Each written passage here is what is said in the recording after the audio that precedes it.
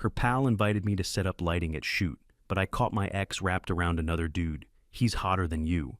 So I left, and she appeared sobbing months later. Be me, 28-year-old Marcus. Show up to this photo shoot, thinking I'm doing some couple shots with my girlfriend.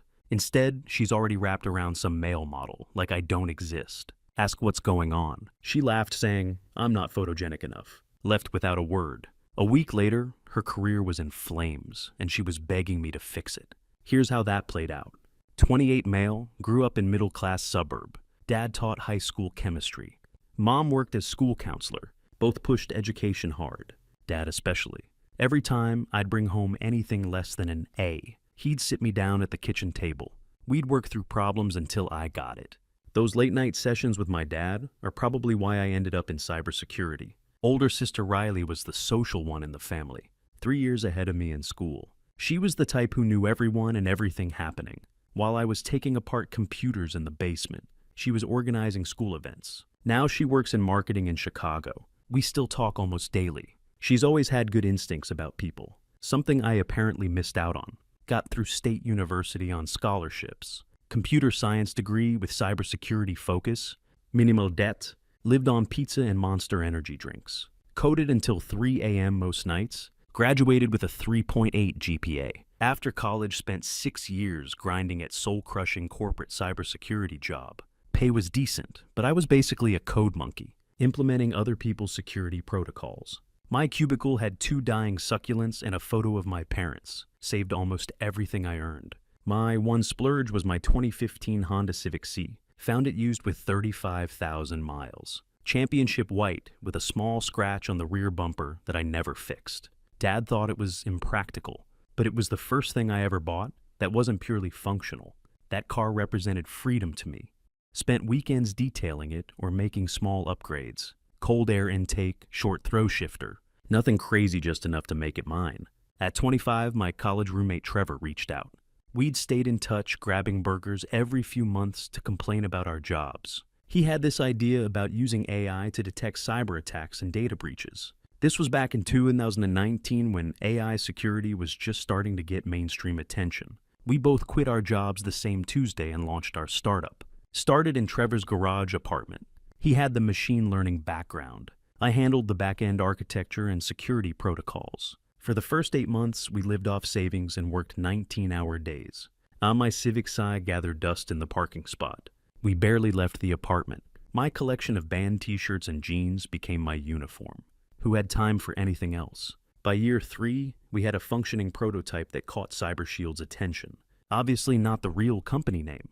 They supply security software to major financial institutions. Their initial email came on a Wednesday morning. Trevor and I stared at it for 15 minutes before responding, afraid it might disappear if we touched it. Met Victoria, 27, female, at a networking event. This was when our CyberShield negotiations were just starting. She was way out of my league. That Instagram perfect type who takes 4 hours getting ready. Worked as senior event planner for elite events, coordinating their executive retreats and corporate functions. The kind of job where knowing the right people matters more than actual skills. She'd casually drop names of semi-famous people she'd met through work like it was nothing. Oh, when I handled the tech conference last month, Bezos's people were so demanding about the room's setup. That kind of thing. When she approached me at the bar, I honestly thought she was looking for someone standing behind me. Our first conversation was about the shrimp cocktail appetizers. She laughed at my jokes, seemed interested in my cybersecurity work, asked for my number before leaving. Our first date was at this upscale place downtown where the menu didn't have prices. Within 6 weeks, we were officially together. I kept waiting for her to realize she'd made a mistake. My sister Riley met her when she visited from Chicago for a long weekend. We all went to dinner at this fancy steakhouse. Victoria was perfectly charming, asking all the right questions about Riley's job and life in Chicago. But later that night, back at my apartment, Riley pulled me aside while Victoria was in the bathroom. "That girl is as fake as her spray tan, Marcus," she said, in that blunt way only siblings can get away with. I brushed it off as sister drama. "You've spent like 4 hours with her, Riley. She's just polished. Not everyone is as laid back as you." Riley gave me that look, the same one she gave me when I was 17 and about to sneak out to a party that got busted by cops 2 hours later. "Just watch how she talks about you to other people. Trust me on this. Classic mistake not listening to my sister. She's been right about every girlfriend I've had since high school. After 18 months together, the red flags were practically neon signs. She'd introduced me with qualifiers. This is Marcus. He's really smart with computers. Like she needed to justify dating someone who didn't match her usual type. At dinner with her friends, all equally polished women with equally polished boyfriends, she'd steer conversations away from my work, saying things like, "Let's not bore everyone with tech talk." She'd constantly suggest improvements. Clothes I couldn't afford, 150 haircuts at trendy salons, personal trainers I didn't need. "This jacket would look amazing on you," she'd say, holding up something that cost more than my car payment. When I'd say no, she'd sigh and say, "Well, I'm just trying to help." Some guys actually care about looking good for their girlfriends. The digs were always just subtle enough that I couldn't call them out without sounding sensitive. "That shirt looks better on you than most things you wear." Or, "Your friend Kevin cleans up so well, you could learn from him." Each comment got under my skin, but I brushed it off. Meanwhile, our startup hit critical milestones. Trevor and I were pulling 17-hour days trying to finalize the algorithm that would secure the full acquisition payment. The algorithm needed to detect manipulated data and cyber intrusions with at least 91% accuracy rate to meet CyberShield's contract requirements. We were stuck at 76% and I was losing sleep trying to solve it. Our office fridge contained nothing but energy drinks and leftover Chinese takeout.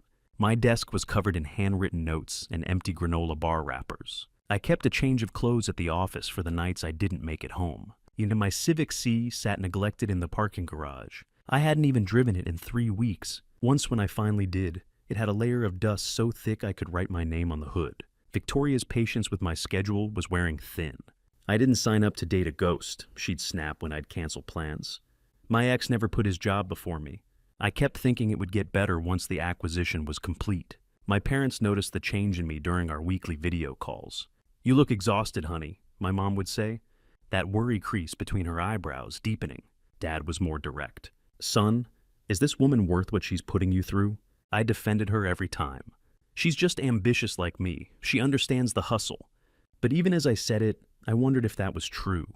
She understood her hustle. Mine was just an inconvenience. Thursday night, Victoria mentioned her friend Sophia needed help with her photography portfolio. We were at her place.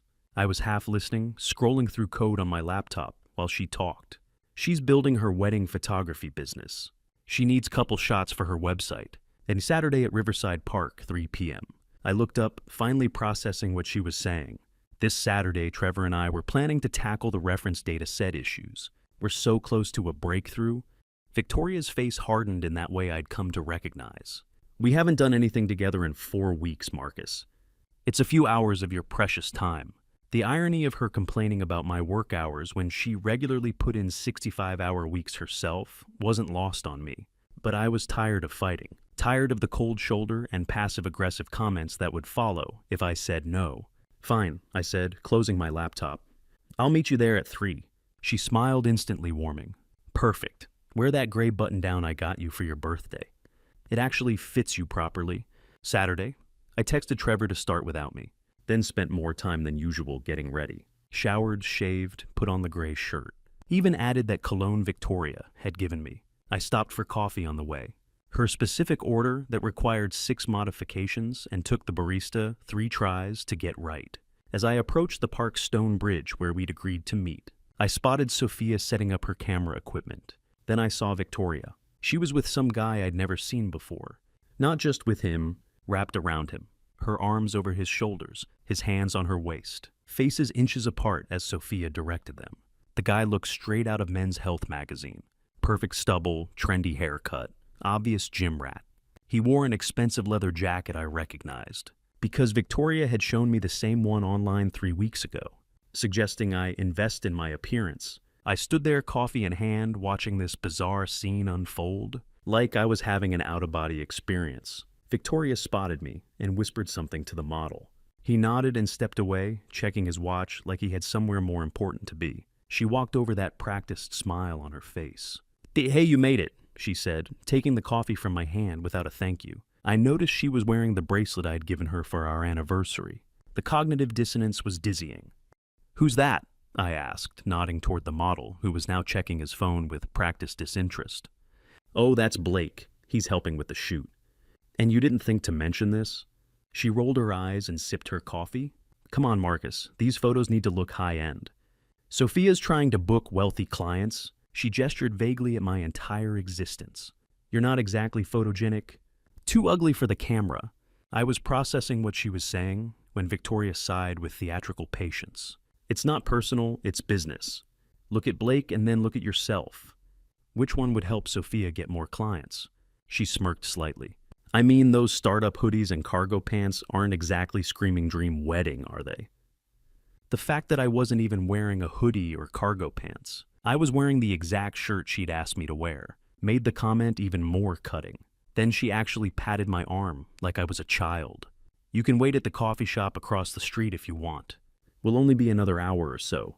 Or you can head back to your coding thing with Trevor. I know that's what you'd rather be doing anyway. Her tone was so dismissive, so casually cruel that something inside me just shut down. I stared at her, seeing with perfect clarity who she really was. It was like one of those magic eye puzzles from the 90s suddenly coming into focus. No, I said quietly. No what? She asked, already turning back toward Blake and Sophia. No, I won't be waiting at the coffee shop.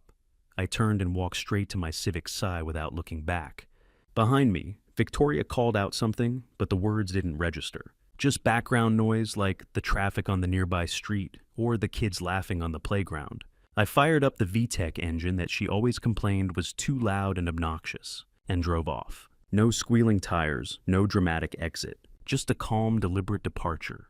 On the drive home, I felt eerily calm, like I'd been given an emotional anesthetic. My brain kept replaying moments from our relationship with new clarity. All the times she'd compared me to other men, suggested improvements, or seemed embarrassed to introduce me to her coworkers. A memory surfaced. 4 months into dating, we ran into my old college friend Dave at a restaurant. Dave and I fell into easy conversation about a cybersecurity project he was working on. After 12 minutes, Victoria had excused herself to make a quick call. When she returned, she'd steered the conversation to something else. Later that night, she'd commented, "Your friend Dave is nice, but maybe save the computer talk for when I'm not around. No one wants to hear about programming languages over dinner." At the time, I'd felt slightly embarrassed, like I'd broken some social code. Now I recognized it for what it was. She was embarrassed by my passion for something she deemed uncool. When I got home, I acted with the same methodical focus I used when debugging a particularly complex piece of code. I blocked Victoria's number, removed her from all social media, changed the security code to my apartment building, called the locksmith to change my locks first thing Tuesday, took our frame photo from my nightstand and dropped it in the trash. 18 months erased in 25 minutes. I looked around my apartment, really looked at it for the first time in months. The throw pillows Victoria had insisted on buying that served no actual purpose. The abstract art print she'd hung that I'd never liked but tolerated because it pulls the room together, Marcus. I left it all in place. Those things didn't matter. What mattered was reclaiming my time and space. Then I opened my laptop and focused entirely on work, without the background anxiety of disappointing Victoria. No checking my phone every half hour. No calculating when I needed to leave to meet her for dinner. No mental energy wasted on preparing explanations for why I needed more time on the project. Around 1 a.m., staring at lines of code with burning eyes, I had a breakthrough. The problem wasn't our algorithm. It was the dataset we were using to test it. We'd been so focused on improving the detection system that we hadn't questioned whether our test images were properly categorized.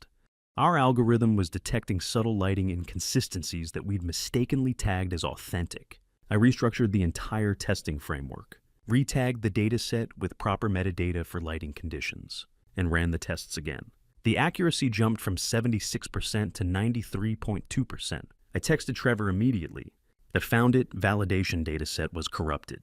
It fixed it, running at 93.2%. His response came seconds later. Holy shit, for real. I worked through the night, documenting the changes, preparing the demonstration for CyberShield, and feeling more clear-headed than I had in months. Around 4 a.m., I finally crashed on my couch. Not even making it to the bedroom, I slept better than I had in a year. By morning, Victoria realized I was serious. The barrage began, texts which bounced back, then emails with increasingly dramatic subject lines. "Are you seriously ghosting me? This is childish, Marcus. We need to talk ASAP. Is your fragile male ego really this damaged? I ignored them all and focused on finalizing the acquisition documents with Trevor. We sent the updated algorithm to CyberShield's technical team, who responded with immediate enthusiasm. The CTO himself emailed us. This exceeds specifications by a significant margin. Legal will expedite the final payment. Days later, our bank accounts each increased by $2.1 million. My phone blew up with messages from friends who'd seen the press release. None mentioned Victoria. I hadn't told anyone what happened yet. Called my parents to share the news. Dad's voice cracked when I told him the amount. I always knew you were brilliant, son.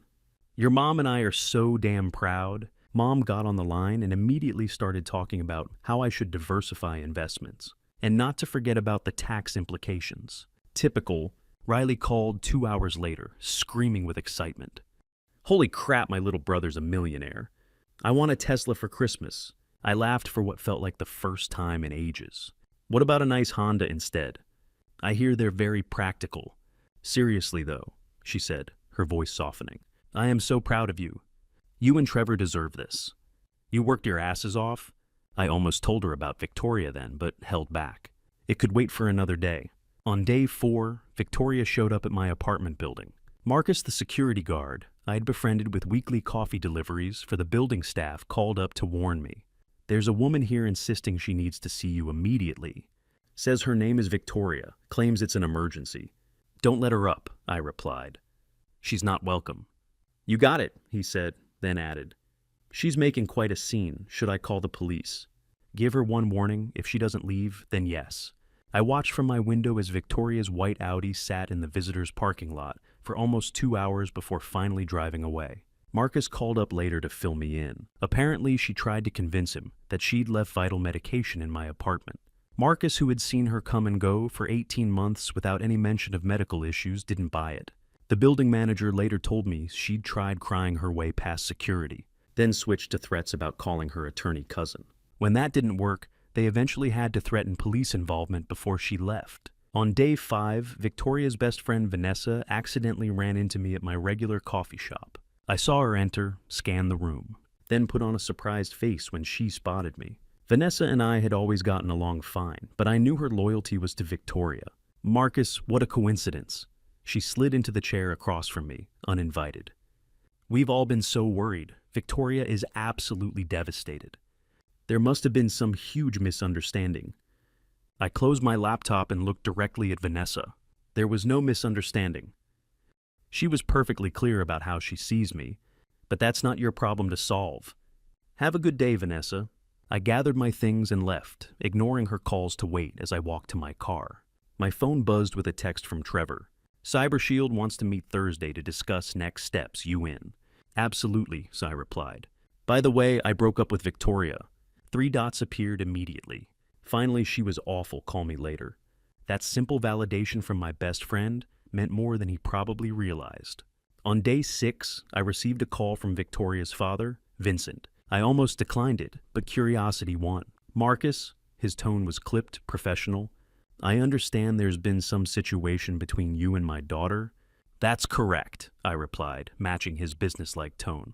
Victoria is quite upset. She says you've completely cut contact without explanation. After some photography session misunderstanding, I laughed despite myself. Is that what she told you? Did she mention replacing me with a model because I wasn't attractive enough for her friend's portfolio? Did she mention telling me to wait at a coffee shop while she posed with him because I'm not what brides are looking for? Silence on the line. Then, that's not the version I heard. I'm not surprised. She said you overreacted to her helping a friend with professional photos. Vincent, with all due respect, does that sound rational?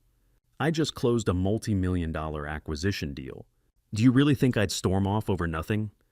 Multi-million, the surprise in his voice told me everything. Victoria mentioned your startup was doing okay, but implied it was a small operation.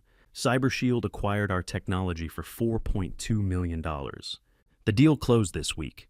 Yet another long silence. I see. Your daughter made her opinion of me very clear. I've simply chosen to believe her and move on. I understand, he said carefully. For what it's worth, she's always had her mother's superficial tendencies. I had hoped she'd outgrown them. I had nothing to add to that. We exchanged curt goodbyes. 25 minutes later, I received an email from Sophia. Marcus, Victoria doesn't know I'm sending these. I'm horrified by what happened. I never would have agreed to this if I'd known the situation. I'm so sorry. Attached were dozens of photos from the park shoot. Most were standard portfolio shots of Victoria and Blake. But there was a series at the end that made my blood run cold. Sophia had captured my arrival, the moment Victoria spotted me, her pulling me aside, and most damning, her expression as she delivered the "not camera material" speech. The final shots showed my face going completely blank as I turned to walk away, with Victoria rolling her eyes behind me. I downloaded the photos, then replied to Sophia, "Thank you for your honesty." That same afternoon, I received a call from a number I didn't recognize. "Hello, is this Marcus Patterson? My name is Patricia Wells. I'm the events director at CyberShield. We're finalizing arrangements for the acquisition announcement next month. And I was hoping to speak with you about the press event. I vaguely remembered mentions of a formal announcement in our contract. Of course, how can I help? We typically do a joint press release with photos of the acquisition team and the founders. We're coordinating with Elite Events since they handle most of our corporate events. The coordinator there, Victoria Taylor, mentioned she knows you personally. Should we include her in these emails for your convenience?" My stomach dropped. I had no idea Victoria's company worked with CyberShield. She had never mentioned it. "Actually, Ms. Wells, that won't be necessary. Ms. Taylor and I are no longer affiliated. It would be better to keep communications direct between our teams." "Oh," Patricia paused. "That's good to know, actually. There have been some challenges in our communications with Ms. Taylor recently. She's been quite insistent about handling the event personally." Now things clicked into place. Victoria had probably seen this as her big career opportunity, managing an event for a multi-million-dollar acquisition that would get press coverage. And her boyfriend was one of the founders, perfect for her image. "Mrs. Wells, may I ask if you're satisfied with Elite Events as your event partner? Between us," Patricia's voice dropped slightly, "we're considering other options. There have been some professionalism concerns, but nothing's decided yet." After the call ended, I sat staring at my computer. Sophia's photos still open on the screen. A plan began to form. The next morning, I met with Trevor to prepare our technical presentation for CyberShield's executive team. We needed to demonstrate the algorithm's effectiveness with real-world examples. "I have some authentic, unaltered photos we can use," I told him, sending over Sophia's files with Victoria's face visible. Trevor's eyebrows shot up. "A dude, is that Victoria? What happened?" I explained what had happened at the park. Trevor had never been Victoria's biggest fan, but even he was shocked. "That's ice cold," he said, scrolling through the images. "Are you sure you want to use these, though? They're perfect test cases for authentic, unaltered images captured in natural lighting with multiple subjects. The algorithm correctly identifies them as 100% genuine. No names will be used, just subject V and subject B. We prepared the demonstration, embedding the park photos alongside other test cases. The presentation would be viewed by CyberShield's entire executive team, including their CEO, CTO, and board members. What I hadn't told Trevor was that I'd done some research on CyberShield's corporate events.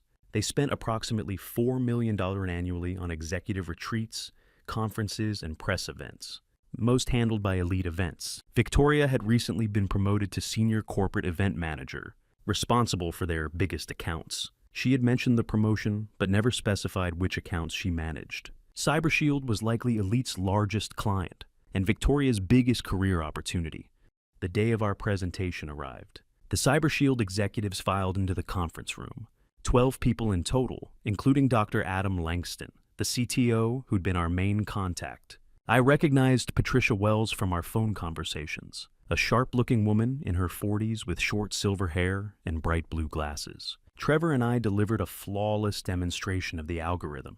When we reached the section on authentic image verification, the park photos appeared on screen. Victoria's face clearly visible as she explained why I wasn't camera material. No one reacted visibly to the photos. Why would they? They didn't know the context. To them, it was just test data showing our algorithm's effectiveness. After the presentation, their CTO, Dr. Langston, approached me privately. "Those park photos in the authentic image section," he said. "The woman in them looks familiar."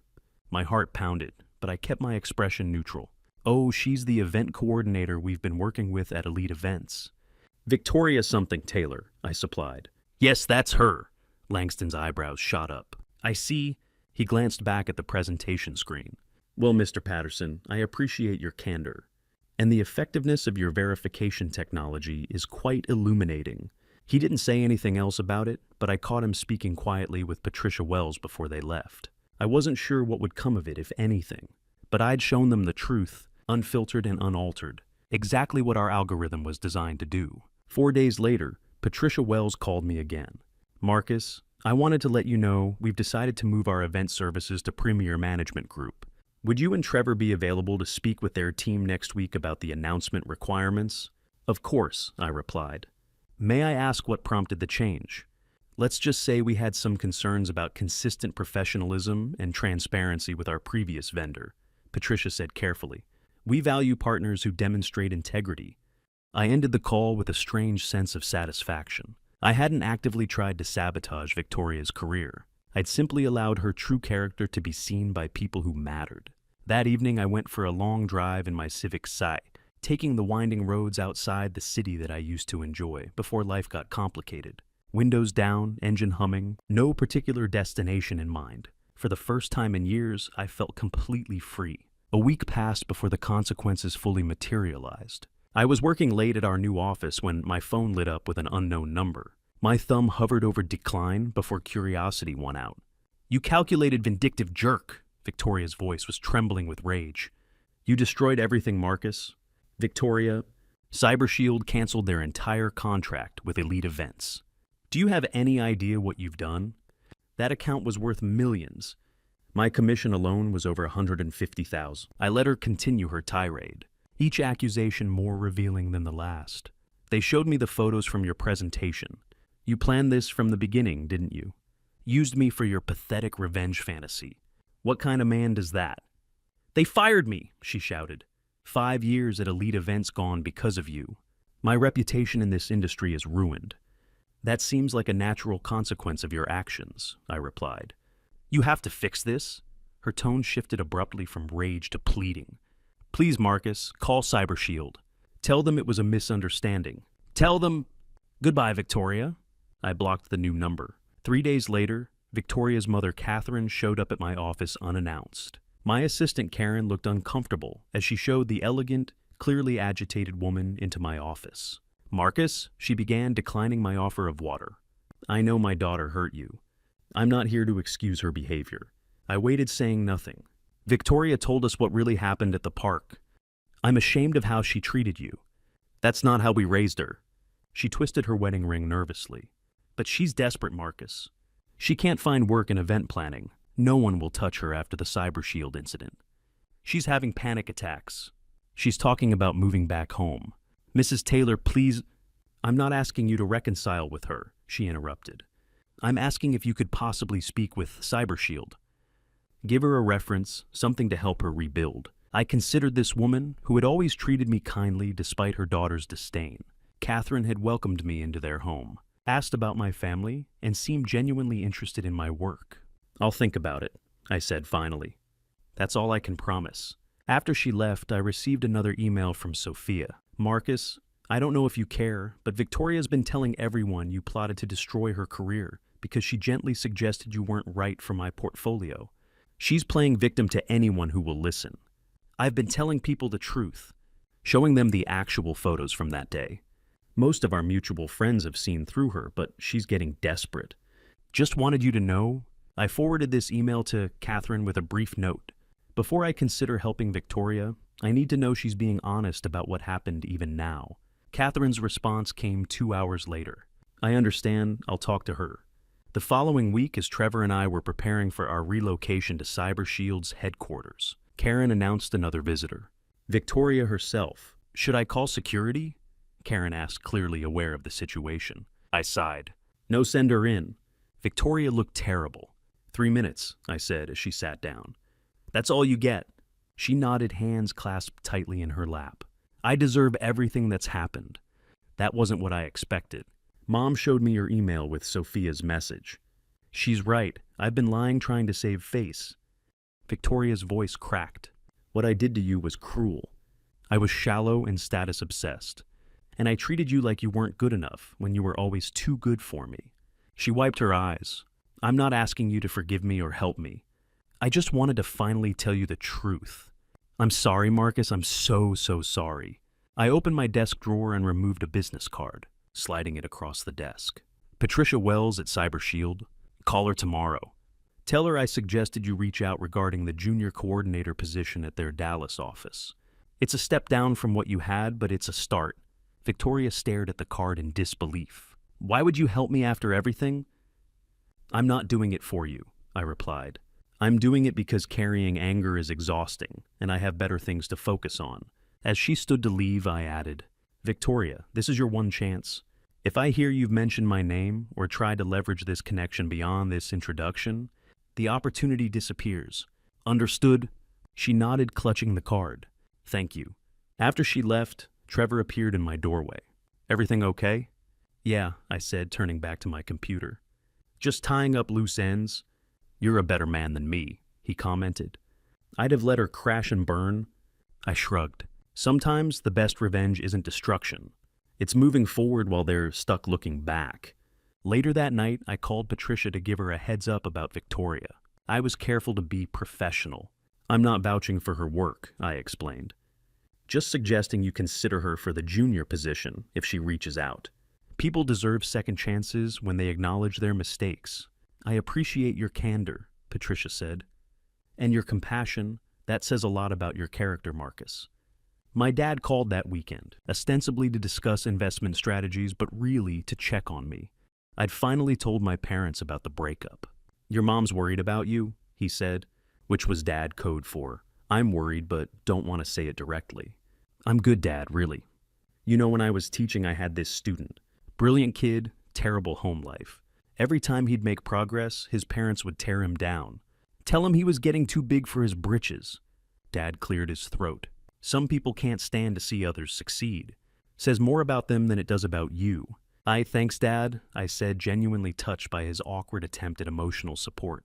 "So about those index funds," and just like that, we were back to safer territory. 4 months later, I attended a tech conference in Boston as a featured speaker. Drove my Civic Si there because I still refused to sell it, even though I could now afford any car I wanted. I'd finally had it detailed and the scratch repaired. The championship white paint matched perfectly. The valet attendant whistled appreciatively when I pulled up. "Sweet ride, man, Type R?" "C," I corrected. 2015, those K24 engines are bulletproof," he said. "My brother has one with 180,000 miles still running strong." Inside the conference was buzzing with activity. Our algorithm had gained significant attention since the acquisition, with several companies already licensing it from Cyber Shield. 3 years ago, I would have felt completely out of place among these tech bigwigs. My presentation on ethical implications of deepfake detection technology went perfectly. The room was packed with 400 people, including Trevor in the front row.